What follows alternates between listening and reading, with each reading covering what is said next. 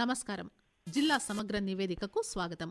ఈ కార్యక్రమం ద్వారా ఆయా జిల్లాల్లో అభివృద్ధి కార్యక్రమాలు, ముఖ్య ఘటనలు, పరిణామాలు, ఇతర అంశాల గురించి తెలుసుకుంటున్నాం కదా.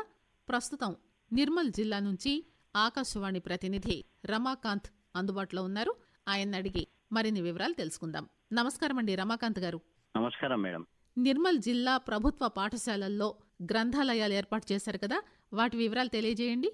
ప్రభుత్వ పాఠశాలల విద్యార్థులకు విషయ పరిజ్ఞానంతో పాటు వారిలో పఠనాసక్తి పెంపొందించుటకు పాఠశాలలో గ్రంథాలయాలను అందుబాటులోకి తెచ్చింది. నేషనల్ బుక్ ట్రస్ట్ ఆధ్వర్యంలో నిర్మల్ జిల్లాలో ఎంపిక చేసిన 364 పాఠశాలలో గ్రంథాలయాలను ఏర్పాటు చేసి పుస్తకాలు సరఫరా చర్యలు చేపట్టారు. తరగతిలో వారిగా ఒక ప్రత్యేక సమయం కేటాయించి వారు చదువుకునేలా సమయ సారిని ఇప్పటికే అమలు చేస్తున్నారు.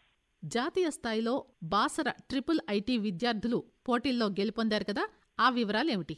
జాతీయ స్థాయి పోటీల్లో నిర్మల్ జిల్లా బాసర్ IIIT విద్యార్థులు సత్తా చాటారు. మహారాష్ట్ర, బాంబే IITలో ఇటీవల జరిగిన నేషనల్ ఎంట్రప్రెన్యూర్షిప్ ఛాలెంజ్ పోటీల్లో బాసర్ విద్యార్థులు విజేతలుగా నిలిచారు. ఈ పోటీల్లో 600 టీములు పాల్గొన్నాయి. బాసర్ IIIT టీం రన్అప్ గా నిలిచి 60,000 ప్రైజ్ మనీ సొంతం చేసుకుంది. పాఠశాలల్లో మొబైల్ సైన్స్ ల్యాబ్లు ఏర్పాటు చేశారు కదా, ఆ వివరాలు ఏంటి? విద్యాశాఖ నేతృత్వంలో అగస్త్య ఇంటర్నేషనల్ ఫౌండేషన్ సంస్థ లాభాపేక్ష లేకుండా ప్రయోగాత్మక, కృత్యాంతర, సులభ పద్ధతిలో విషయాలపై పరిజ్ఞానం పెంపొందించేందుకు సంస్థ నిర్మల్ జిల్లాలోని 15 పాఠశాలలో అందుబాటులోకి తెచ్చింది. మొబైల్ సైన్స్ ల్యాబ్ ను ఏర్పాటు చేసి పాఠశాలలకు వెళ్లేందుకు వాహనాలు ఏర్పాటు చేశారు. వ్యాన్లో చోదగిడితో పాటు 2 శిక్షకులు ఉంటారు. మారుమూల పల్లెలకు వెళ్లేందుకు ద్విచక్ర వాహనాలు, కిట్లతో శిక్షకుడు ఉంటారు. వీరు ఎంపిక చేసిన పాఠశాలలో సందర్శించి జీవ, రసాయన, భౌతిక, ఖగోళ శాస్త్రాలపై విద్యార్థులతో ప్రయోగాలు చేయిస్తారు. నిర్మల్ జిల్లా కడెం నారాయణ రెడ్డి ప్రాజెక్టుకు నిధులు మంజూరు చేశారు కదా, వివరాలు తెలపండి. కడెం నారాయణ రెడ్డి ప్రాజెక్టు మరమ్మతుల పనులకు రాష్ట్ర ప్రభుత్వం నిధులను మంజూరు చేసింది. నిర్మల్, మంచిర్యాల జిల్లాల ప్రధాన సాగునీటి ప్రాజెక్టు 2 ఏళ్లుగా భారీ వరదలతో దెబ్బతింది.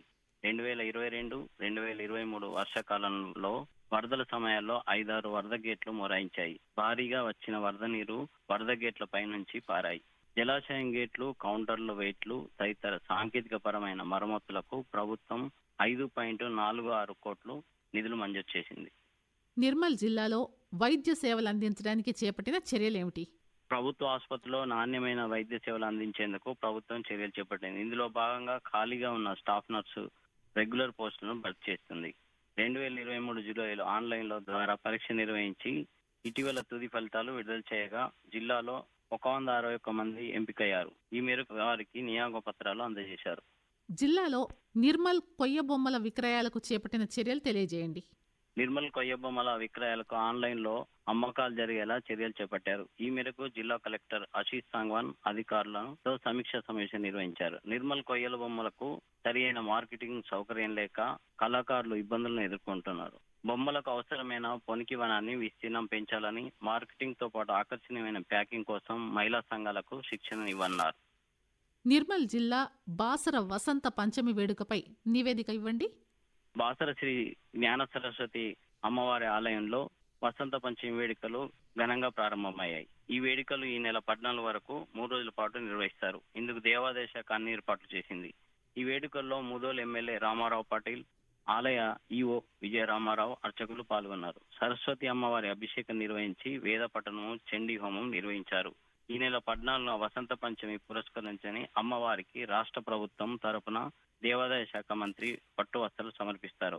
వసంత పంచమి సందర్భంగా తమ చిన్నారులకు అక్షరాభ్యాస కార్యక్రమాలు నిర్వహిస్తారు.